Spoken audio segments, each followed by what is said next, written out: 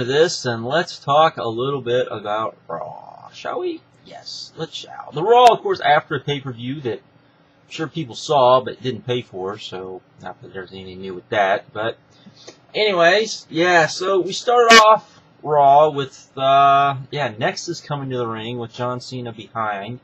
And they had a little confrontation with Wade Barrett wanting to know what John Cena did, this, that, and the other. This then led to the GM saying that Wade Barrett would get a rematch because technically he did win the match, even though he won by DQ because of John Cena's interference. And to make sure that the match was, we would have a winner, they would have any member of Nexus taking on Randy Orton in the main event. Winner would get whoever won. If Nexus won, Wade Barrett would get to choose his special ref, and Randy Orton would get, if he won, would get to choose his special ref. So Wade Barrett chose John Cena to take on Randy Orton. This then led to Otunga basically griping about John Cena and the fact that yes, they won the tag team titles, but John Cena was basically disrespected Otunga, this, that, and the other. This led to Barrett this is what kind of irks me about this angle, because they touched on something where this angle could be really good, where if Barrett would just basically be a heel, but not do necessarily overly heelish things, such as he basically said, well, it's evident that Otunga and Cena can't coexist, so we're going to have Slater and Gabriel take them on for the tag team titles, which was like, okay, instead of just doing Freebird rules. This, of course, led to this is more of a storyline type thing. He basically told Otunga that he needed to just lay down and take the loss, which he did. This went far, far too long.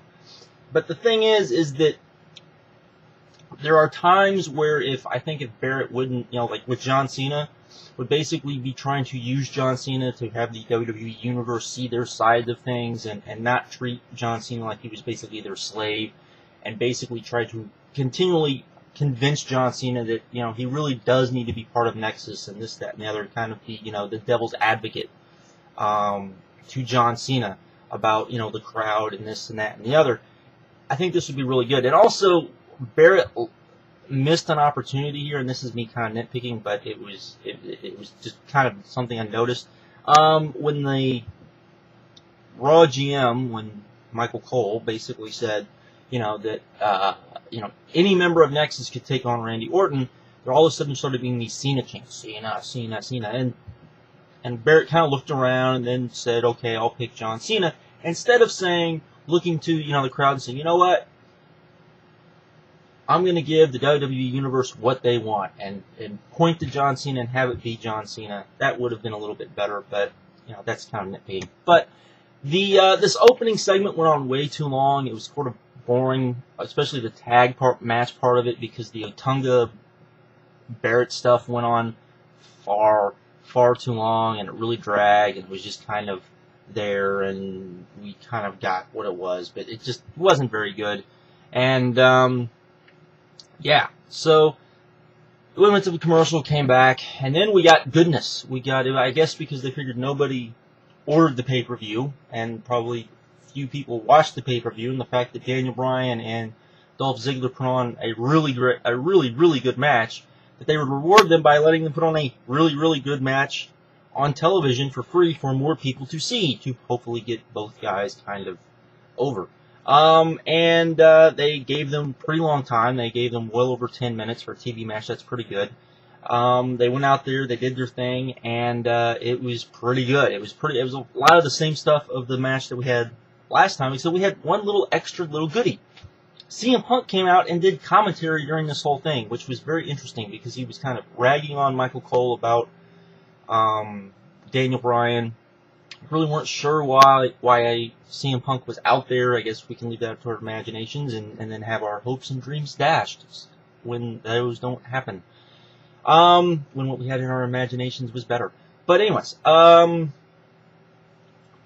had to have it. It was a really good match. Probably not quite as good as the match on the pay-per-view, but pretty close. They did a lot of the same spots, did a lot of the same things. It was a very similar match. Good stuff, and you know, was just really good stuff. Particularly for a television match. I mean, this was good stuff. Then we got then we got Toby Keith.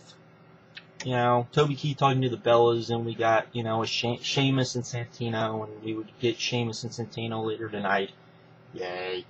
We got Barrett and Cena arguing with each other, in which Barrett told Cena that if he won the match tonight, and Barrett got to choose whoever the guest referee would be, that he would give John Cena what he wanted, and Wade Barrett would get what he wanted as well, which was kind of intriguing. But so we got that. Then we got Layla and Michelle McCool versus Gail Kim and Melina. Pretty much that. I really wish if they were going to do these Divas matches, at least let them go out. Give them longer than, 2 minutes or however long this went. Wasn't all that great. Then we had a Miz promo, which was good, until Eve showed up, and then the promo wasn't all that great. And then R-Truth showed up, and that was okay. And then we got a match between The Miz and R-Truth, which was it was good for a TV match, I guess. But did go kind of long and was just kind of there. And they gave them time, so that wasn't bad. So it was kind of what it was. Then we got Kobe Keith out in the ring. He did his thing. He basically announced Santino versus Sheamus, which was interesting, in which this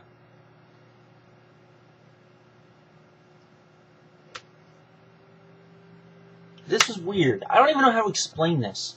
So, Sheamus comes out, he's going to kill Santino. It looks like he's going to kill Santino. Except that John Morrison came out, helped Santino, kind of, and Sheamus lost to Santino. Odd, strange, all of this. Maybe this will lead to, Sheamus killing Santino. I don't know. Seemed very strange and wacky and this, that, and the other. At some point during the night, we did get 2 new members of Nexus, as Miguel Cuddy and Husky were finally joined into Nexus. Not that that was anything that it was, but it was kind of what it was. And I don't think we ever really got why they attacked Undertaker. Maybe we'll find out that later. Then finally we got John Cena versus Randy Orton. Same match we've seen on Raw 100 times. Same match we've seen on pay-per-view 100 times. Was good. Was a good, kind of main event. John Cena won. This led to Wade Barrett choosing John Cena to be the special guest referee, with 2 stipulations. The first stipulation was, if Wade Barrett did not win at the pay-per-view, and win the championship at the pay-per-view, John Cena would be fired. However, if Wade Barrett did win at the pay-per-view, John Cena would be freed of Nexus. He'd be allowed to go out and do his thing. So that was the nice little twist we added to it. Overall, other than, while there was a lot of story progression stuff on here, and I think story-wise, the opening segment sounded good, it wasn't very good in my opinion, and the Cena-Orton thing was nothing that we hadn't already seen, and yes, they added the nice little thing at the end, but it still was just kind of, wow, and by that point, I really didn't care. And the rest of the show, between that and the Daniel Bryan, Dolph Ziggler match, was just kind of like, particularly after that match. That match was really, really good. Really good. I really, really like that. Hopefully this is going to lead to more matches between them. Hopefully we get a title-for-title match, a unification match, which hopefully that's what this leads to, because it would actually mean something, since they're actually building up this feud. But, what do I know? And, of course, we had CM Punk out there as well, which was for that match, which was good, and he had some good little one-liners. He is pretty good on commentary, so that was that. That was Raw. And with that, I'm out, and I will see you guys later.